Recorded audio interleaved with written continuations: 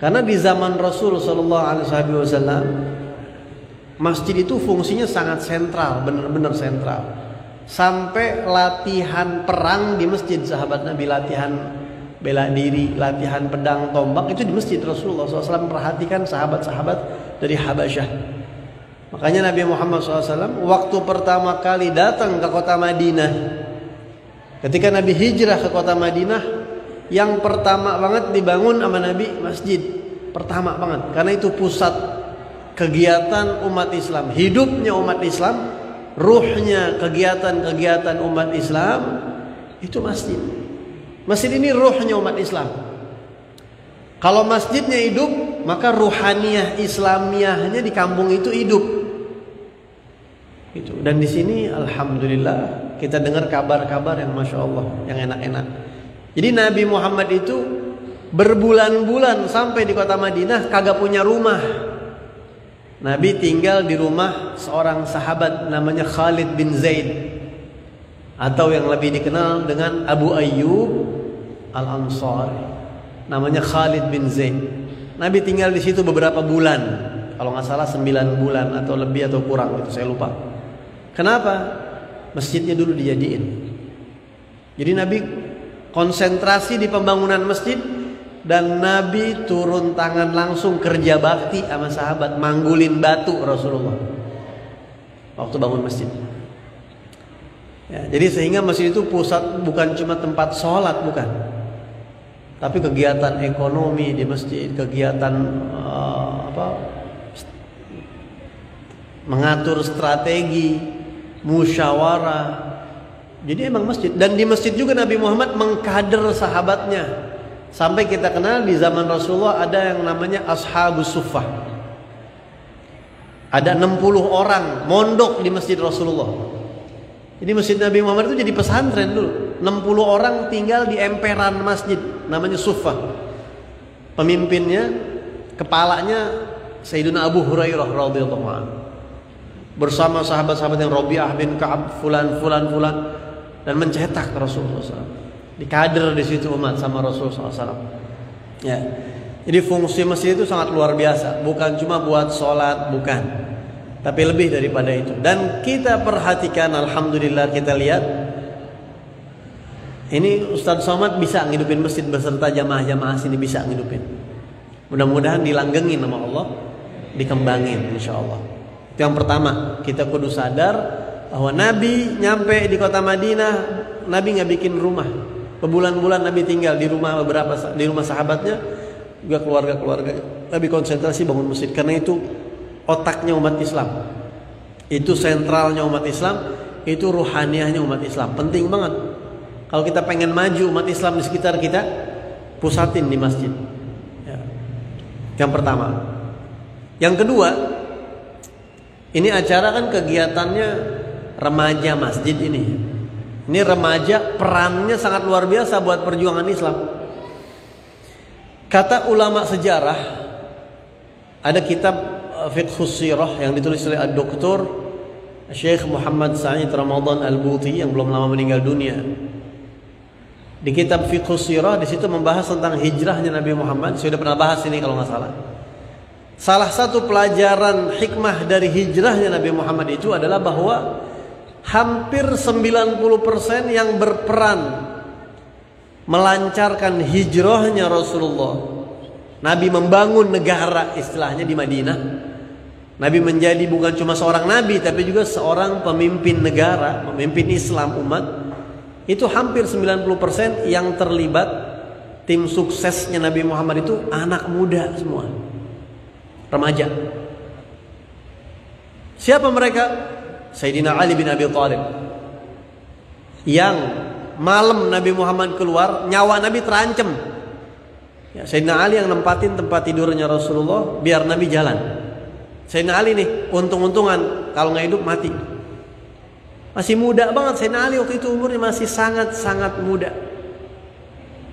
Ya, masih 20-an. Masih umurnya 20-an Sayyidina Ali. Waktu Nabi Muhammad hijrah tuh, yang melancar, ya Rasulullah antum jalan, ana yang tempatin tempat tidur antum, ana meninggal nggak apa-apa. Kemudian siapa lagi yang melancarkan hijrahnya Rasulullah SAW? Putri Sayyidina Abu Bakar Siddiq yang bernama Sayyidah Asma binti Abi Bakar. Hamil muda, lagi hamil berjuang, bawain makanan buat Nabi Muhammad sama abahnya Sayyidina Abu Bakar di Gua Thawr 3 hari itu. Ngontrol terus keadaan bawa gitu. Kemudian siapa lagi anak muda? Di antaranya Amir bin Fuhairah yang ngangonin kambing buat nutupin jejaknya Nabi Muhammad. Dia bawa kambing selama Nabi di Gua Thawr.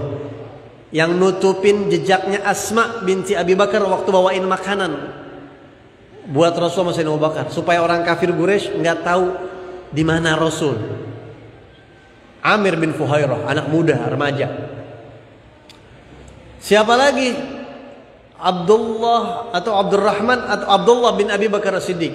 Saya lupa namanya, antara Abdullah atau Abdurrahman. Anaknya Sayyidina Abu Bakar juga ditugaskan oleh Sayyidina Abu Bakar sebagai intelijen untuk memata-matai pergerakan orang kafir, kapan Nabi Muhammad tepat untuk pergi ke kota, dan begitu seterusnya. Jadi hijrahnya Nabi Muhammad, terbentuknya syariat Islam, dan di kota Madinah Nabi pertama bangun masjid, itu semua jasa anak-anak muda. Jadi anak muda ini jangan main game online mulu, udah tutup-tutupin deh tuh yang kagak manfaat. Itu emang dibikin sama musuh-musuh Islam biar kita kagak ngembangin agama tuh. Ya, habis tuh main apa tuh game online yang lagi rame kan? PUBG, Free Fire apa? Mobile Legend. Ya. Udah gitu-gituan tutupin dah. Udah tutup. Begitu masuk ke masjid, Ustaz, saya dipilih ini jadi remaja masjid. Iya. Saya bakalan tutup game saya semua. Saya akan sumbangin buat masjid waktu saya. Begitu. Ya, ntar main gamenya sebulan sekali aja, bulanan dah. Kayak pengajian gitu. Kalau emang mesti, ya. Kalau emang agak udah tutup-tutupin yang kayak begitu. Saya aja IG saya mau tutup nih. IG saya udah 50.000 orang followernya, belum setahun. Tapi kita tutup dah. Udah ada di luar ini. Beb, lebih manfaat ntar kesebar. Itu mah bagaimana Allah. Kalau mau Allah mau sebar, sebarin. Kalau mau Allah agak mau sebar, agak sebar begitu. Jadi lihat anak-anak muda ini, mereka punya potensi yang sangat luar biasa. Jadi anak-anak muda, bayangin, mereka yang memperjuangkan agama Islam ini rata-rata pemuda. Mereka rata-rata pemuda. Ibn Abbas, fulan. Bahkan di tengah-tengah sahabat Nabi ada 4 orang yang namanya Abdullah. Semuanya namanya Abdullah, semuanya anak muda, semuanya ulama. Mereka itu Sayyidina Abdullah bin Abbas, Sayyidina Abdullah bin Umar bin Khattab, Sayyidina Abdullah bin Zubair bin Awam, ya, sama itu anaknya Sayyidah Asma tuh yang lagi hamil ngurusin makannya Nabi Muhammad. Lahir anak laki-laki namanya Abdullah dan jadi ulama. Umurnya belasan tahun. Dan yang terakhir Sayyidina Abdullah bin Amr bin As. Itu anak-anak muda semua yang fatwa, ngasih fatwa. Jadi anak muda ini sangat penting. Peranan anak muda sangat penting. Bahkan anak muda dipuji sama Allah di Al-Quran. Di surat Al-Kahfi, innahum fityatun amanu birabbihim wazidnahum huda. Itu ashabul kahfi, anak-anak muda. Allah bangga banget sampai Allah Subhanahu wa ta'ala abadikan di Al-Quran. Di surat Al-Kahfi juga Nabi Musa, Allah jelasin waktu mau ketemu sama Nabi Khadir, yang dampingin Nabi Musa siapa? Anak muda. Wa idh qala Musa li fatah. Ketika Nabi Musa selalu didampingi, ya, berkata kepada ajudannya yang masih muda, fatah, masih muda banget. Jadi anak-anak muda ini kesempatan antum berjuang. Biarin anak-anak muda yang lain mah dia lagu apa kayak, biarin. Antum konsentrasi di sini. Ini kesempatan antum, dan ini tanda Allah cinta kalau kita istiqomah. Ya. Kalau kita istiqomah, Allah cinta. Nabi bersabda dalam hadisnya, "Idza ahabballahu 'abdan ja'alahu qayyimal masjid." Kalau Allah mencintai seorang hambanya, Allah bakal jadikan dia orang yang mau ngurusin masjidnya. Jadi kalau ada anak muda, deh gue ini sekarang apa jadi ngurusin masjid ini ya? Itu tandanya Allah lagi demen sama kita. Itu tanda cinta Allah. Kita ditarik ke masjid. Ini rumah Allah. Nggak sembarangan orang diizinin masuk ngurusin, abdi dalam. Ya, kalau kata bahasa sono, jadi abdi dalamnya Allah. Nggak sembarangan orang. Nah, tinggal kalau kita udah jadi, apa yang kita perluin? Yang kita perluin kalau kita udah jadi pengurus masjid ini, pertama yang kagak kalah pentingnya suri tauladan. Antum harus punya suri tauladan. Kagak usah jauh-jauh suri tauladan mah. Udah lihat aja Ustaz Somad loh. Udah jadiin Ustaz Somad suri tauladan tuh anak-anak muda. Ustaz Somad datang ke ulama, ke habaib, siapa aja kenal. Ya, ngaji, berjuang, mau gitu. Dan nggak ngelihat saya bikin gerakan ini, dia bikin juga. Kita seneng. Guru disaingin sama murid, seneng nggak kira-kira? Itu namanya murid yang cakep tuh begitu. Guru saya sering bilang, ente mesti lebih dari aneh. Guru saya sering begitu tuh. Jadi guru itu bangga kalau ada muridnya bisa lebih dari dia, bangga banget guru. Karena murid kan anak. Sama kayak anak bisa ngalahin bapaknya, bangga gak bapaknya kira-kira? Bangga gak kira-kira? Bapak-bapak punya anak lebih cakep dari bapak-bapak, bagaimana kira-kira itu? Bangga gak? Bangga. Kalau mau saudara mungkin ngiri kita. Cakapan dia sama gue ya. Nyak bagaimana sih Nyak? Kok saya bisa beda sama dia itu? Gitu. Protes sama bapak kita kagak bisa. Karena memang huwallazi yusawwirukum fil arhami kaifa yasha. Yang ngukir kita Allah di dalam rahim ibu kita. Tapi kalau anak kita lebih cakep daripada kita, kita bangga. Anak kita lebih kaya misalnya dari kita, bangga gak? Bangga, hebat lu tong. Bangga. Anak kita lebih alim dari kita, anak kita pengaruhnya lebih besar dari kita, pasti bangga. Nah guru begitu. Guru bangga banget kalau punya murid. Saya aja ngelihat guru saya bilang, Ustadz berharap murid-murid Ustadz tuh lebih dari Ustadz. Dan ternyata kita ngerasain begitu. Ya, makanya kita senang Ustadz Somad ini. Ya, ngelihat saya bikin S3 sedekah sehari 1.000, dia nggak mau kalah. Kampung sehari 2.000, wah gedean dia berarti itu. Ya, gedean dia berarti itu. Terus kita bikin lazis di luar, lembaga amil zakat, infak dan sedekah di luar bikin. Karena kita butuh badan ekonomi, butuh kita. Dan di Islam itu udah zakat tuh, harta itu, ekonomi itu jadi solusi umat. Ada orang murtad gara-gara duit. Ya. Ada orang mau ngelahirin susah. Kalau kita punya lembaga zakat kan enak banget itu. Masjid ngutang ini gampang loh, zakat ada ghorimin keluarin. Ini Ustaz, saya begini-gini, oh ada, gampang itu. Jadi solusi buat umat. Kadang-kadang ceramah kagak jadi solusi. Ustaz gimana ini Ustaz ya? Ini saya susah banget ini duit, mana utang banyak, udah sabar dah, amalin ya bacaan. Udah capek dah Ustaz, kagak mau ngamalin dah. Orang lagi banyak utang suruh kasih amalan, ribet. Kasih duit. Ya gak kasih duit, kagak kena itu kayak gitu. Walaupun amalan juga bisa kasih amalan begitu. Tapi kan cepetan duit begitu.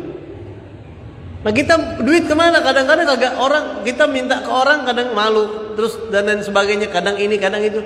Ketika maslahat umat butuh uang, zakat itu jadi solusi sebenarnya. Tinggal ngomong, Anda punya utang, gharimin, Anda bangun masjid, utangnya di material 30 juta, turunin gampang. Gitu. Jadi memang kita butuh hal-hal seperti ini. Anda bikin lazis, lembaga zakat, Ustaz Somad bikin. Anda senang ngambil manfaat dia. Jadi murid itu sama guru nggak cuma ngambil ilmu, tapi dilihat sisi yang lain. Begitu. Ntar saya lagi kepikiran, jangan-jangan saya bikin pondok, Ustaz Somad bikin pondok juga jangan-jangan. Bikin pesantren juga deh jangan-jangan. Gitu. Santunan yatim. Itu Masya Allah begitu seharusnya. Dan saya juga ngeliat guru saya kayak begitu. Oh guru saya bikin lazis dalwah, saya bikin lazis di luar. Bikin. Dan itu ngebantu kita. Ya, orang-orang yang susah-susah kita kasih santunan, enak banget. Nah itu pusatnya masjid. Bahkan Orang-orang dulu jadi ulama di masjid. Kan pesantren mah baru kesinian, baru kemarian. Yang namanya dunia pendidikan itu dengan metode pesantren itu baru. Dulu-dulu kaderisasi umat nyetak ulama di masjid. Dan itu masih bisa kalau kita mau. Misal contoh, nih kalau bisa remaja masjid biar punya pemikiran kreativitas yang lebih dari Ustadz Somad. Ustadz, Anda mau ngalahin cara berpikir antum. Anda mau berpikir cakrawala lebih luas, Ustadz. Bagaimana di masjid ini kita bisa cetak orang-orang yang kompeten di bidang ilmu agama, misalnya nih sampai contoh ini mah kita ngehayal yang baik-baik ya. Misalnya masjid ini pemasukan omsetnya gitu, karena dilihat kegiatannya luar biasa, 1 bulan itu omsetnya sampai misal 1 miliar, misal ini mah udah, karena baru misal diprotes kan gitu, wah abang, misal ini mah ya 1 miliar, udah.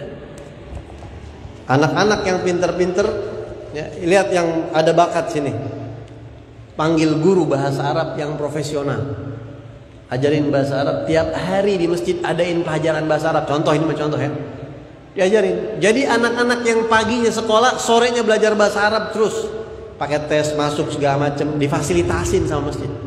Target 3 tahun bisa bahasa Arab. Ntar halakoh di sana bahasa Arab, halakoh sebelah sini halakoh sejarah Nabi Muhammad, sirah nabawiyah. Jadi yang udah nyelesain bahasa Arab, ntar jam berapa belajar sejarah Nabi pakai kitab. Nah, jadi ulama keluar. Contoh orang berpengaruh jadi ulama, bikin pondok pesantren, tapi dia nggak mondok. Ini contoh yang paling dekat, Habib Taufik bin Abdul Qadir Assegaf, Pasuruan. Masya Allah. Antum siapa yang nggak kenal Habib Taufik? Klik internet tuh, buka Google, buka YouTube. Habib Taufik muridnya di mana-mana. Habib Taufik bin Abdul Qadir Assegaf kagak mondok. Beliau itu datang ke ulama-ulama yang ada di Pasuruan pada saat itu. Bahkan saya sempat dengar dari beberapa orang, tahu benar atau kagak, beliau itu sekolah umum, di tasnya kitab isinya sama kain sama koko. Sering kagak masuk ke sekolah, seringan ngaji. Belajar sama kiai-kiai di situ, sama habaib di situ, terus sampai jadi Habib Taufik bin Abdul Qadir Assegaf. Masya Allah.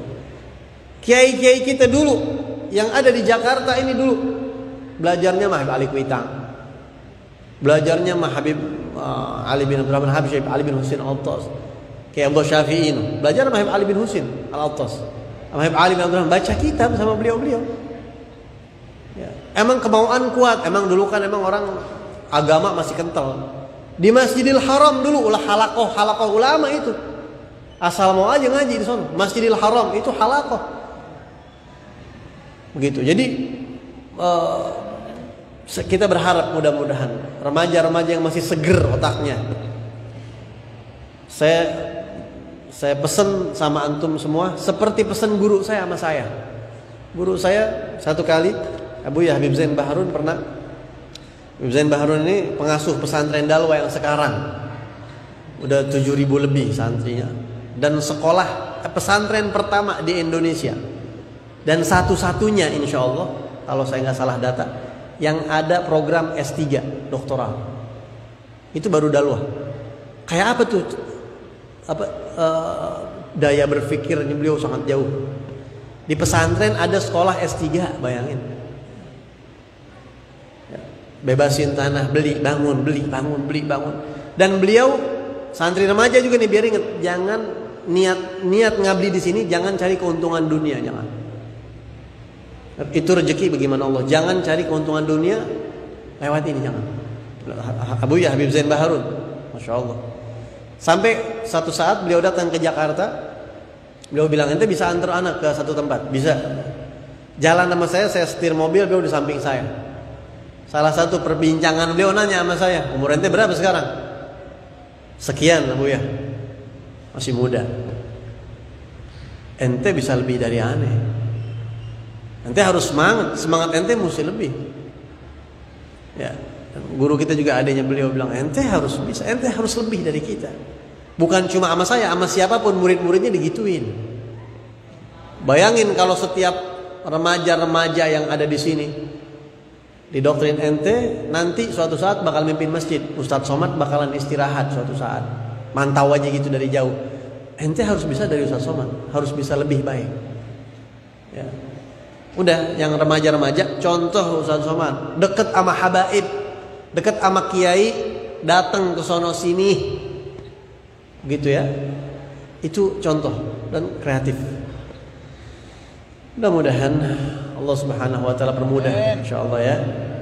Mudah-mudahan masjid ini semakin makmur, semakin baik insyaallah. Semakin banyak orang-orang sekitar masjid yang merasakan manfaat keberadaan masjid ini, baik secara agama ataupun secara duniawi.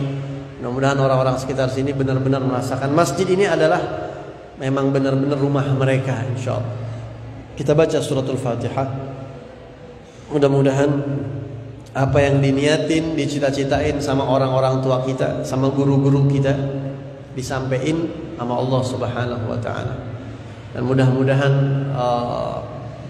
anak-anak muda yang ada di sini diberkahin sama Allah.